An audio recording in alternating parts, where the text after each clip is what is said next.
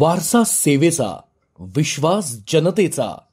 धुळे ग्रामीण विधानसभा मतदारसंघातील काँग्रेस महाविकास आघाडीचे अधिकृत उमेदवार कुणाल बाबा रोहिदास पाटील यांना पंजा या चिन्हासमोरील बटन दाबून प्रचंड मतांनी विजयी करा. जलसंधारण, आरोग्य, शिक्षण, रोजगार या विकासात्मक आणि धोरणात्मक काम करणाऱ्या कुणाल बाबांना प्रचंड मतांनी विजयी करा. चला तर मग धुळे ग्रामीण सुजलाम सुफलाम बनवूयात. कुणाल बाबा पाटील यांना साथ देऊयात. त्यांची निशाणी आहे पंजा पंजा पंजा.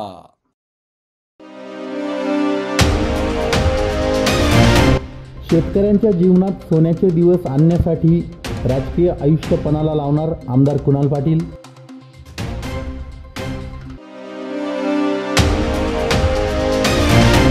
धुळे शहर विधानसभेचे महाविकास आघाडी शिवसेना उभाटाचे उमेदवार अनिल गोटे यांनी वचननामा केला प्रसिद्ध.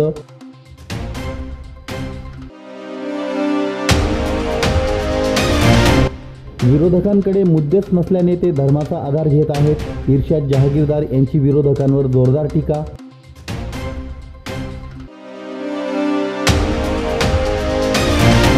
द केरला स्टोरी या चित्रपटाचा धर्माशी संबंध नाही, चित्रपटाचे प्रोड्युसर विपुल शाह यांचं स्पष्टीकरण.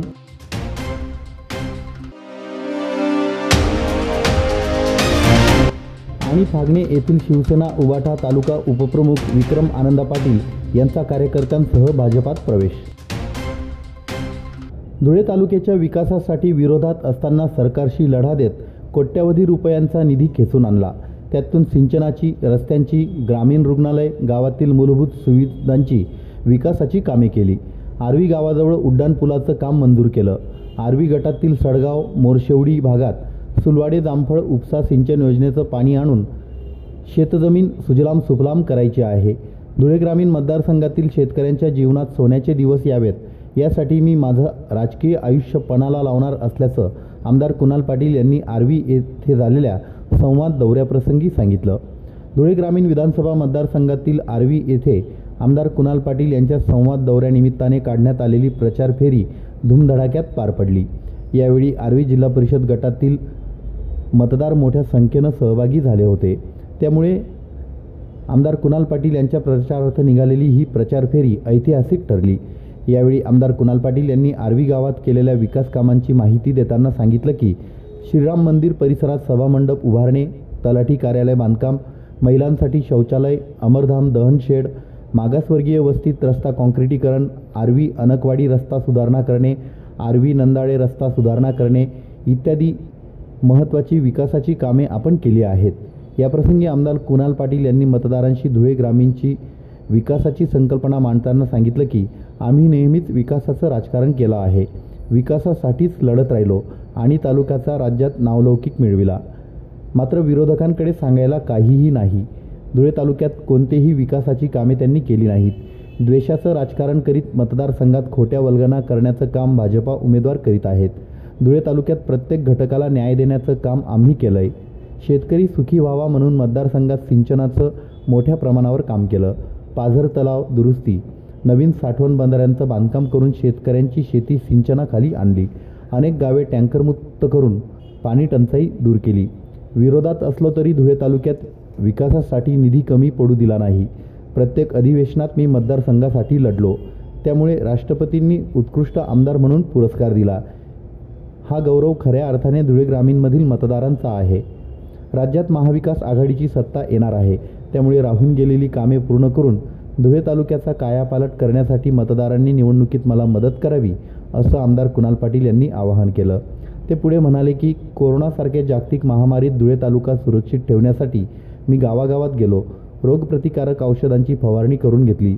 आर्सेनिक अल्बमच्या गोळ्यांचं वाटप ग्रामस्थांना केलं. महामारी वाढत गेली हे लक्षात येताच जवाहर मेडिकल फाउंडेशनमध्ये तब्बल 200 खाटांचं स्वतंत्र कोविड विभाग सुरू करून शेकडो रुग्णांचे प्राण वाचविण्याचं कर्तव्य मी केलं. मात्र विरोधी भाजपा उमेदवाराकडे यापैकी कोणतंही काम नाही. फक्त युवकांची, मतदारांची दिशाभूल करून धुळे तालुक्याला चुकीच्या राजकारणातून उद्ध्वस्त करण्याचं कारस्थान त्यांनी सुरू केलंय. त्यामुळे मतदारांनी जागृतपणे मतदान करावं असं आवाहन आमदार कुणाल पाटील यांनी आपल्या भाषणातून केलं. यावेळी आर्वी येथील माजी पंचायत समिती सभापती भगवान गर्दे, सरपंच नागेश देवरे, बाजार समिती संचालक नाना शिंदे, पंचायत समिती सदस्य दिलीप देसले, युवक काँग्रेस अध्यक्ष गणेश गर्दे, युवक काँग्रेस प्रभारी कपिल ढोके, संजीव सोनवणे, शिवसेनेचे माजी पंचायत समिती सभापती कैलास पाटील, तुकाराम गर्दे, माजी सरपंच विनायक केले, भास्कर शेंडगे, लोटन गायकवाड, सत्तू महाराज सोनवणे, भगवान दुकळे, माजी संचालक अशोक राजपूत, कैलास सुसलादे, गोकुळसिंग राजपूत, मनसाराम पाटील, बल्हानेचे सरपंच आनंदा बागले, माजी sarpanch Pralhad Marathe, Bhaiya Parerao, Yogesh Jagtap, Dagdu Adhave, Shashikaka Ravandale, doctor S T Patil यांच्यासह ग्रामस्थ मोठ्या संख्येनं उपस्थित होते. मी महाराष्ट्र न्यूज चॅनलच्या बातमीपत्रास लाईक, शेअर, सबस्क्राईब करा. सोबतच बेल आयकॉन प्रेस करायला विसरू नका. पाहत राहा मी महाराष्ट्र चॅनल. धुळे शहर विधानसभेचे महाविकास आघाडीचे उमेदवार अनिल गोटे यांनी आपला निवडणूक वचननामा शनिवारी पत्रकार परिषद घेऊन प्रसिद्ध केला. शहरातील नागरिकांना चांगले रस्ते, एक दिवसाआड पाणी, भ्रष्टाचार मुक्त महापालिका, सफारी गार्डन यासह अनेक मुद्द्यांचा या वचननाम्यात अनिल गोटे यांनी समावेश केला आहे. निवडणूक मी धर्माच्या आधारे नव्हे तर विकासाचा मुद्दा घेऊन लढत असल्याचा पुनरुच्चार देखील महाविकास आघाडीचे उभाटा शिवसेना पक्षाचे उमेदवार अनिल गोटे यांनी केला. याप्रसंगी शिवसेना उभाटा संपर्क प्रमुख अशोक धात्रक, विधानसभा संपर्क प्रमुख सुनील पाटील, जिल्हा प्रमुख अतुल सोनवणे, महानगर प्रमुख धीरज पाटील, काँग्रेसचे प्रदेश सरचिटणीस युवराज करंकाळ, साबीर शेठ, रमेश श्रीखंडे, पितांबर महाले, भाई नगराळे, राजेंद्र खैरनार, राष्ट्रवादी काँग्रेस शरदचंद्र पवार पक्षाचे भोला वाघ, जमीर शेख, तेजसप्पा गोटे, सलीम शेख, विजय वाघ, तसेच महाविकास आघाडीतील कैलास मराठे, हाजी रफिक पठाण, अझर शेख, सलीम सरदार, गफ्फार अन्सारी, मुनाफ शेख, जुबेर शेख यांच्यासह पदाधिकारी उपस्थित होते. शहरात 25 वर्षे खड्डेच पडणार नाहीत असे दर्जेदार रस्ते बनविणार, सर्व डीपी रस्ते तयार करणार, घरपट्टी वाढीचा प्रश्न सोडविणार, गुंडगिरीमुक्त धुळे शहराची निर्मिती करणार, प्रत्येक झोपडपट्टी धारकाला त्याच जागेवर स्वतःच्या मालकीचं घर देणार, सफारी गार्डनची निर्मिती आणि त्यातून बेरोजगारांना रोजगार निर्मिती करणार, धुळे महापालिकेत झालेल्या भ्रष्टाचाराची स्वतंत्र यंत्रणेमार्फत चौकशी करणार, जेलरोडवरील दुकानदारांच्या पुनर्वसनाचा प्रश्न कायमस्वरूपी सोडविणार, मोकाट जनावरे आणि कुत्र्यांचा बंदोबस्त, भ्रष्टाचारमुक्त महापालिका, महाराष्ट्रातील 1 नंबरच्या दर्जेदार शहराची निर्मिती, टेक्स्टाईल पार्क, ड्रायपोर्ट व लॉजिस्टिक पार्क, बौद्ध स्तूप व विश्व शांती केंद्र, एकलव्य स्मारक व बिरसा मुंडा अण्णाभाऊ साठे पुतळा स्मारकाची निर्मिती, महापालिकेच्या शाळांचं अत्याधुनिकीकरण, डिजिटलायझेशन या मुद्द्यांचा समावेश वचननाम्यात करण्यात आला आहे. तसेच गतकाळात केलेल्या विकास कामांची छायाचित्रे देखील या जाहीरनाम्यात अनिल गोटे यांनी समाविष्ट केली आहेत. थोडक्यामध्ये या शहराचा सर्वांगीण विकास कसा करता येईल त्याचा निश्चित आराखडा हा मी माझ्या पुस्तकात मांडलेला आहे आणि 5 वर्ष याच्यावर काम करणं हे माझं कर्तव्य. कुठले कुठले प्रमुख मुद्दे आपण त्याच्यात समाविष्ट करून घेतलेले आहेत? शहरामधल्या झोपडपट्टीवाल्यांचा प्रश्न आहे, जेल रोडच्या व्यापाऱ्याच्या दुकानाचा प्रश्न आहे, त्यानंतर पिण्याच्या पाण्याचा सगळ्यात गंभीर प्रश्न आहे, रस्त्याचा प्रश्न आहे. आज शहराची अवस्था एक इलेक्ट्रिफाईड नुसतं खेळं हे जी झाली आहे ते खऱ्या अर्थाने शहर झालं पाहिजे आणि महाराष्ट्राचं 1 नंबरचं शहर झालं पाहिजे अशी भूमिका चालवली पाहिजे आणि त्या दृष्टीने प्रयत्न करतो. मी महाराष्ट्र न्यूज चॅनलच्या बातमीपत्रास लाईक, शेअर, सबस्क्राईब करा. सोबतच बेल आयकॉन प्रेस करायला विसरू नका. पाहत राहा मी महाराष्ट्र चॅनल. राजकारणातून सर्वांगीण विकासाची पायाभरणी झाली पाहिजे, मात्र धुळे शहर त्याला अपवाद ठरलं आहे. व्यक्तिगत स्वार्थ जोपासणाऱ्यांनी या शहराचा सामाजिक, शैक्षणिक, सांस्कृतिक आणि वैद्यकीय पातळीवर विकास केला नाही. गुणवत्तापूर्ण शिक्षण आणि त्यातून सक्षम होणारे तरुण शहरात दिसत नाहीत. त्याला जबाबदार या शहराचं प्रतिनिधित्व करणारे आहेत.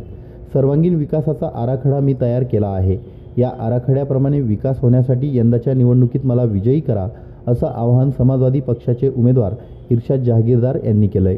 धुळे शहरातील इखेनगर, चितोड, कबीरगंज या भागात संवाद बैठका घेऊन शुक्रवारी रात्री उमेदवार जहागीरदार यांनी आपली भूमिका मांडली. धुळे शहर विधानसभा मतदारसंघातील समाजवादी पक्षाचे उमेदवार इर्शाद जहागीरदार यांनी प्रचारात आघाडी घेतली आहे. शहरातील निरनिराळ्या भागांमध्ये संवाद फेऱ्या काढून उमेदवार जहागीरदार आणि त्यांचे सहकारी समर्थक निवडणूक लढविण्यामागची भूमिका स्पष्ट करीत आहेत. बहुजन समाज उन्नती मंडळाच्या पुढाकाराने इखेनगर, चितोड येथील रहमत मशीद, वडजई रोडवरील कबीरगंज या ठिकाणी इर्शाद जहागीरदार यांच्या संवाद बैठका झाल्या. यावेळी उमेदवार इर्शाद जहागीरदार यांच्यासोबत गुड्डू काकर, अमीन पटेल, महेंद्र शिरसाट, ज्ञानेश्वर पाटील, जमील मंसुरी, गुलाम कुरेशी, ॲडव्होकेट इम्रान शेख, अखिल अन्सारी, अखिल शाह, साजिद अन्सारी, राहुल पोळ, बापू खरात, गणेश धुळेकर, अजय सरदार, वाल्मिक जाधव, मोमीन अहमद, तौसिक अब्रार, कुर्बान अन्सारी, शब्बीर अन्सारी यांच्यासह अनेक मान्यवर उपस्थित होते. यावेळी संवाद साधताना उमेदवार इर्शाद जहागीरदार म्हणाले की माझ्या विरोधात निवडणूक लढणारे टीका करताना पातळी सोडतात. त्यातून त्यांची संस्कृती स्पष्ट होते. शहरात मूलभूत सुविधा नाहीत, आरोग्य सुविधा नाहीत, विद्यार्थ्यांना दर्जेदार शिक्षण देण्याची व्यवस्था नाही. त्याचा एकत्रित परिणाम समाजाच्या विकासावर झाला आहे. मतदारांनी विकासाचा विचारच करू नये अशी भूमिका माझ्या विरोधात निवडणूक लढणाऱ्यांनी घेतली आहे.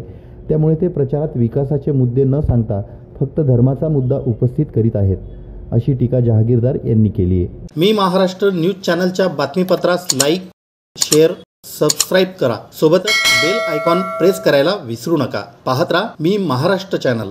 द केरला स्टोरी या चित्रपटाचे प्रोड्युसर विपुल शाह यांनी धुळ्यात पत्रकार परिषद घेतली. यावेळी विपुल शाह म्हणाले की आमच्यावर हा चित्रपट प्रोपोगंडा असल्याचा आरोप करण्यात आला, पण प्रेक्षकांनी त्याला उत्स्फूर्त प्रतिसाद दिला. द केरला स्टोरी चित्रपटाचा धर्माशी संबंध नाही असं देखील शाह यांनी स्पष्ट केलं. आम्हाला असं वाटतं की चित्रपट बनविण्याव्यतिरिक्त देखील आमची इतर कर्तव्ये देखील आहेत. ज्या महिला धर्मांतराला बळी पडल्या आहेत, ही केवळ केरळची गोष्ट नाही तर संपूर्ण भारतात असं चित्र सुरू आहे. केवळ चित्रपट पाहणं नव्हे तर त्याचा आवाज बनणं ही देखील आपली जबाबदारी आहे. चित्रपटात 3 मुलींच्या माध्यमातून हजारो मुलींची कथा समोर आणल्याचं विपुल शाह यांनी सांगितलं. माझ्याकडे एक दिग्दर्शक आहे, त्याने 3 वर्षांपूर्वी माझ्याकडे स्क्रिप्ट आणली होती. मग पटकथा पूर्ण झाली नाही, फक्त कथा. यावर खूप संशोधन करून त्यावर डॉक्युमेंटरी फिल्म बनविल्याचं त्यांनी सांगितलं. त्यानंतर आम्ही संशोधन सुरू केलं. वर्षभर संशोधन करत राहिलो, जेणेकरून आमच्या लिखाणात खोटेपणा नसेल. मुद्दा आपल्या देशातील मुलींचा आहे, त्यामुळे आम्हाला असं काही करायचं नव्हतं की लोक म्हणतील की असं यापूर्वी कधीच घडलं नाही. मुलींना या कटापासून वाचविण्याच्या उद्देशाने हा चित्रपट बनविल्याचं विपुल शाह यांनी स्पष्ट केलं. या पत्रकार परिषदेला चित्रपटाचे निर्माते विपुल शाह यांच्यासोबत राष्ट्रीय स्वयंसेवक संघाचे संजय देसले, व्यावसायिक विजय ढोबळे आणि अन्य मान्यवर उपस्थित होते. माझं मराठी तेवढं चांगलं नाही, पण थोडंफार बोलणार आणि मग आपण हिंदीमध्ये वार्ता करूया. इकडे आलो आहे तर थोडंफार तर मराठी बोलायला पाहिजे. केरला स्टोरी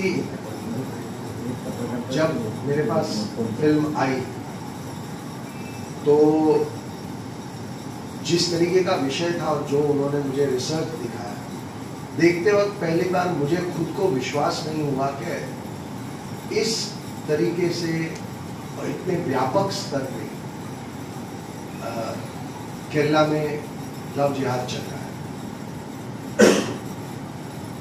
और मुझे ये भी पता था कि अगर मैं ये फिल्म करूँगा तो कुछ समस्याएं, बहुत बड़ी समस्याएं ज़रूर आ सकती है. लेकिन वो जो लड़कियों के इंटरव्यूज मैंने देखे, उसके बाद मुझे लगा कि ये कहीं ना कहीं मेरा फर्ज है कि अगर ये कहानी मुझ तक पहुंची है तो ये मुझे लोगों तक पहुंचानी है. और इसीलिए मैं इस फिल्म से जुड़ा और फिर हमने केरला जाके और भी रिसर्च किया. और जब रिसर्च किया तो हमें ये महसूस हुआ कि जो रिसर्च मेरे डायरेक्टर साहब मेरे पास लेके आए थे वो बहुत छोटा है. ये मुद्दा उससे बहुत ज़्यादा व्यापक है और इसीलिए हमने पूरी ईमानदारी से उस फिल्म को बनाने की कोशिश की. और एक अप्रोच हमने ये रखा था फिल्म में कि हम कोई लिपापोती नहीं करेंगे, हम कोई बैलेंसिंग एक्ट नहीं करेंगे, हम कोई जिसको कहते हैं कि एक स्केपबोर्ड बना के बाकी लोगों को क्लीन चिट देने का एक जो अक्सर हिंदी फिल्मों में अप्रोच होता है कि उस अप्रोच से नहीं करेंगे, और जो कल्प्रिट हैं उनको हम बिल्कुल कल्प्रिट खुलेआम बोलेंगे, उनके प्रॉब्लम्स को खुलेआम दिखाएंगे। तो ये जो अप्रोच था डायरेक्ट और बोल्ड, उसकी वजह से बहुत लोगों को बहुत तकलीफ भी हुई, लेकिन उससे मुझे लगता है कि उस फिल्म की जो चोट या जो आपके दिमाग और दिल पे उस फिल्म ने असर किया, वो उसकी वजह से ही हुआ, क्योंकि हम बहुत ईमानदार थे और हम बहुत निर्भय होकर कहानी को बोल रहे थे। हमने उसके बाद बहुत समस्याएं भी झेली, पर वो महत्वपूर्ण नहीं है। महत्वपूर्ण ये है कि केरला स्टोरी के रिलीज होने के ऑलमोस्ट अब 1.5 साल हो गया है।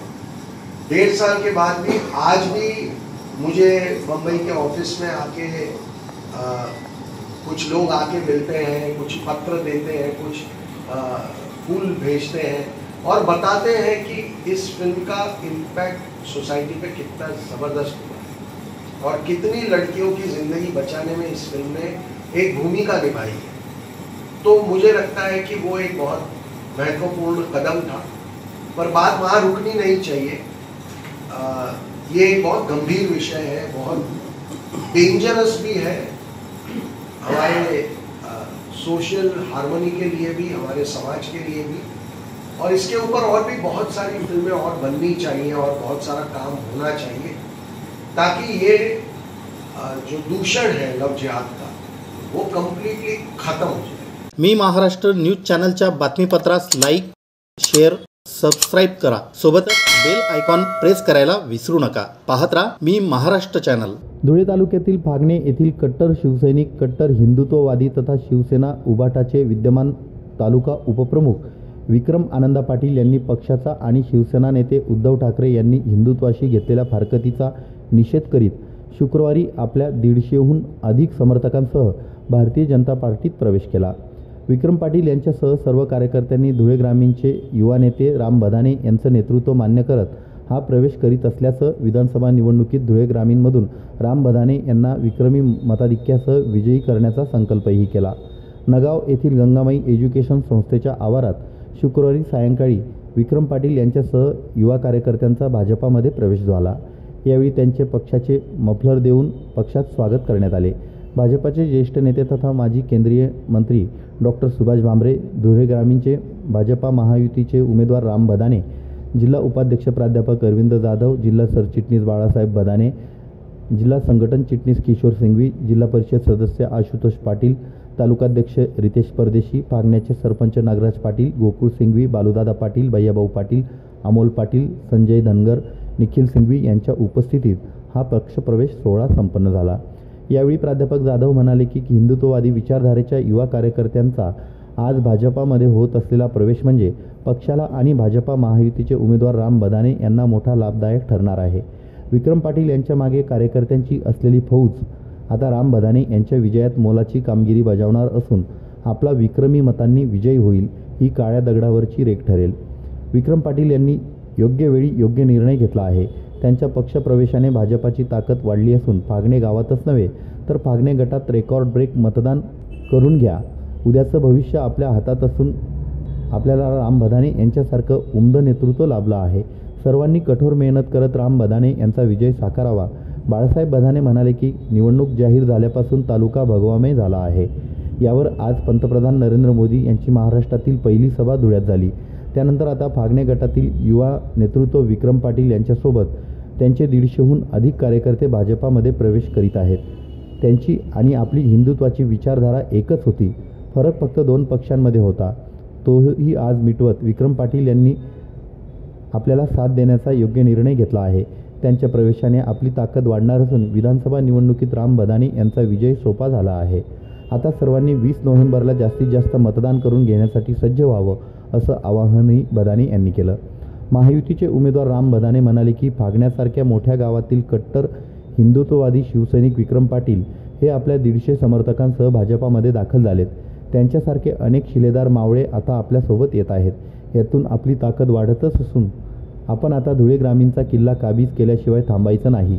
हिंदुत्वाचा विचार तालुक्यातील जनतेपर्यंत पोहोचवून ही निवडणूक विक्रमी मतांनी आपल्याला जिंकायची आहे. विक्रम पाटील यांच्यावर पक्षाकडून मोठी संघटनात्मक तसेच राजकीय जबाबदारी देखील सोपविण्यासाठी नेत्यांना आपण साकडं घालू अशी ग्वाहीही बदाने यांनी दिली.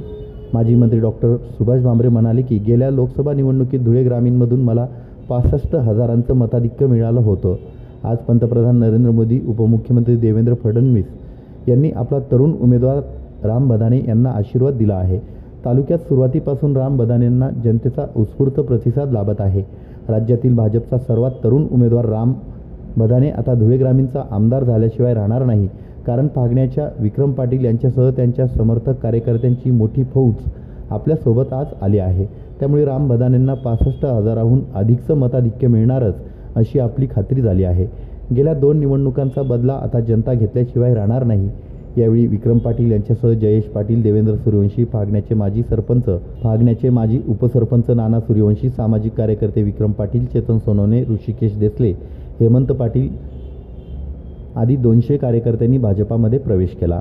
धुळे ग्रामीण विधानसभा मतदारसंघातील सगळे तोलामोलाचे भारतीय जनता पार्टीचे कार्यकर्ते, बूथ प्रमुख, शक्ती प्रमुख यांच्या सगळ्यांच्या ताकदीने आणि आशीर्वादाने आपण भारतीय जनता पार्टी व महायुतीच्या वतीने हा धुळे ग्रामीण विधानसभा मतदारसंघाचा किल्ला हा काबीज करायला सगळेजण निघालोय.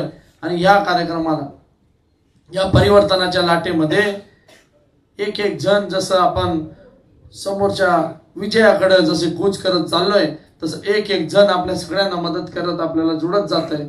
आणि त्या मदतीच्या मध्ये उद्याच्या विजयामध्ये, उद्या त्याच्या मतदानाच्या मताधिक्यामध्ये फागणे जिल्हा परिषद गटामध्ये मोठ्या प्रमाणामध्ये ज्यांची साथ आपल्याला अनमोल अशी लाभणार. तेव्हा काँग्रेसची सत्ता होती तेव्हा फागण्याला कधी नेतृत्व देण्याची त्यांच्या मनामध्ये विचार आला नाही.